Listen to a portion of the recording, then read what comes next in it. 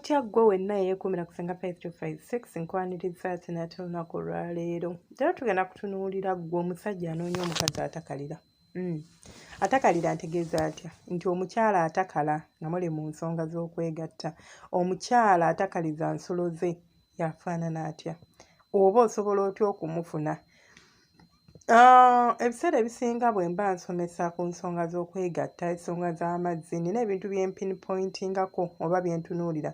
Mu oluusi mubibuusa amaaso ne mugenda ku mulamwa gwokka nti agambye atya, agambye atya, naye ng'ate bikulu nnyo. Omukyala okubeera nga takalira nga muli mu nsonga z'okwegatta tekimukakatako ye yekka. Omukazi ne bw'aba n'amazzi naye nga ggwe gw'ali naye oli rough oba oli like nga takwagala oluusi oba nga olina ebintu oluusi by'okola by'atayagala, kirinza okubuza amazzi ge. Ngenda bbawa example.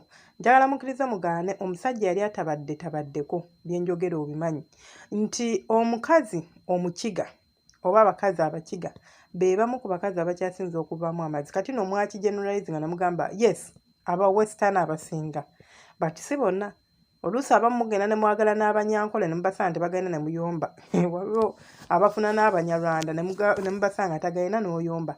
Abakazi abakyasinza okuba n'amazzi weewaawo ate nabo mu bo waliyo abatagayina be bakiga.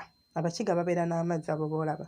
Naye omukiga bw'omuzina ng'omuzina bubi oba bw'omuyingira n'otandika omukwasaganya ng'omukwasaganya bubi munnange asobola okukala. Naye ate nga be bantu abatakaliza. Ate nga bw'aba nga yatandise okukolobeza muva ku bino bye tusikira mu Luganda. Nze nabagamba mmwe ensikina gye ziri ate nga ziri mu mawanga ag'enjawulo. Nga yatandise okusikina mu Lukiga, toyoya mukwano. Toyoya. Wali eri olinza okuyima omukira ne gwerega ne gwonna gwonna ne guggwayo lwaki? Kubanga bamanyi engeri y'okukwatamu omusajja mu kitanda. Ate ng'olaba abasajja baabwe bo bakozesa amaanyi era nga bw'omulaba nti bwakozesa amaanyi mu mirimu ne mu kitanda bw'abeera. So bali a bit rough mu kitanda oba wa naye nga bakyala bwe basobola bakwasaganya kubanga baba n'amazzi.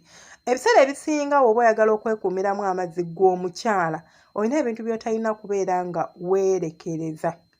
Nti oluusi tubeera ku family planning. Nabagamba family planning it's one of the key roles oba kyekimu ku bintu ebikulembedde ku mwanjo ebikyasinza okuleetera omukyala okubeera ng'akala.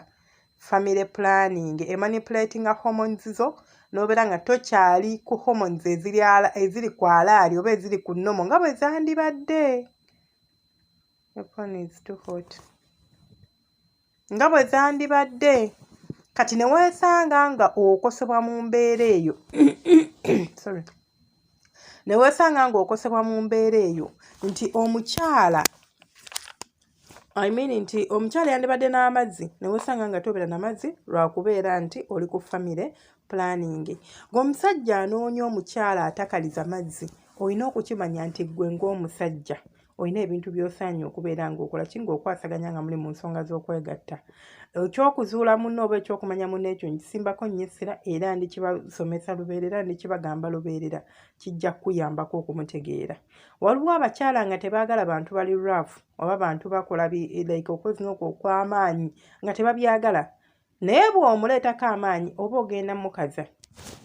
Ate gwe omukazi ng'oyagala amazzi nabagamba tulina ebintu ebya bulijjo bye tusobola okwekwasaganya nga mulekerawo okunoonya eddagala nga temusoose kukwasaganya ddagala lya bulijjo. Weekwase obusera like omanye nti ggwe ng'omukazi buli lunaku olina okunywa ekikopo ky'obusera oba okinywa nga caayi oba okinywa lweggulo oba okinywa ku makya naye nga buli lunaku olina okunywa obusera oba obunywanga amazzi it's up to you.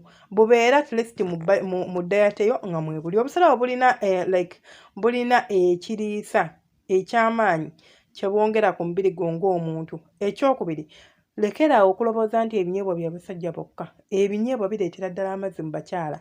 Osobola obbirya ng'enva oba osobola obbisiika oba osobola okumeketa ebinyeebwa ebibisi.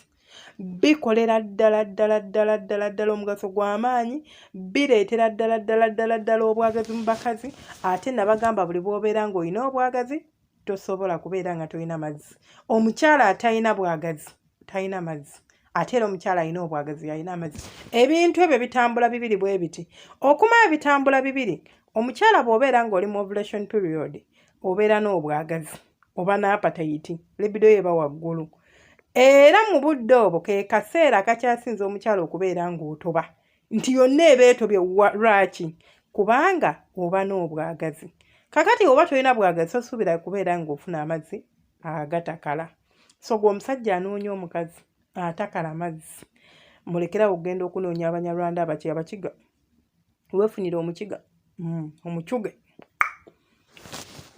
ojja kugalabako naye ate ne mukyala we waka asobola okuba nga agayina sigenda kugamba nti genda omusokoole oluusi ngenda ne mbagamba nti gomba oba tomanyi munoonya omulimu si gwa musajja yekka okunoonya ate mmwe abakazi mulekerawo okwekwasa ekyo teri mukazi atalina mazzi mpozi nga tebamanyi munoonya gwe kikyokozeewo nga bakunoonya ofunyiza mikono oba we basebase n'otuna waggulu n'omuleka yaakole nga bw'alabye kyogamba gwe omubiri gwo yagusinga ogutegeera like amanyi omubiri gwe okusinga gwe nannyini gwo omusajja mugayidinge muyambe kwakutegeere ebooza mbu mpozi nga tomanyi munoonya naakunoonya eno nagamba nange esenga nze noonyeza omukazi nga gwe bowooza mbu yamanyi alina okubeera ng'amanyi nga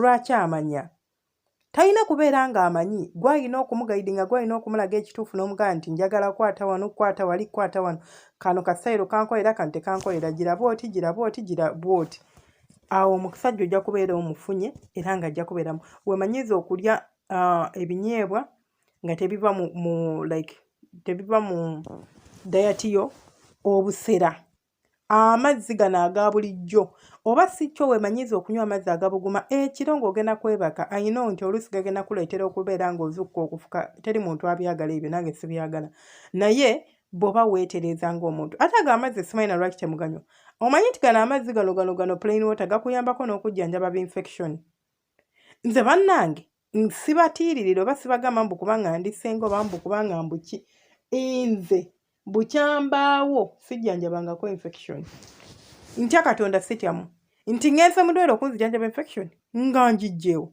kubanga nze oba kuba nti omutwe gunnuma nnyo nze nsobola okunywa lita z'amazzi 3-4 teri kintu era n'omusawo nangamba gwe you are very healthy in this line because of that water you drink nze nkozesa public toilets naye ndi ofuna infection lwaki kubanga nnywa amazzi gy'okoma okufuka oba ofulumya naye kaakati mwe temwagala kunywa mazzi tolina kyoyagala mbu ate biki lwaki tookalire omusajja olunakukwatako n'otoba kati ng'omala ng'okalira mukwano weeyigiriza okubeera nga weddaabiriza weeyigiriza okubeera nga at least oli mukazi atakala mu kitanda omusajja abeere nga akwesimisa teri kintu kinyumanga kuzina mukazi nga takala naye omukazi gw'oyingiramu eddakiika 3 yenna n'atandika okukola obulamu nzikiriza enkomewo ntemwerabira subscribinga mulike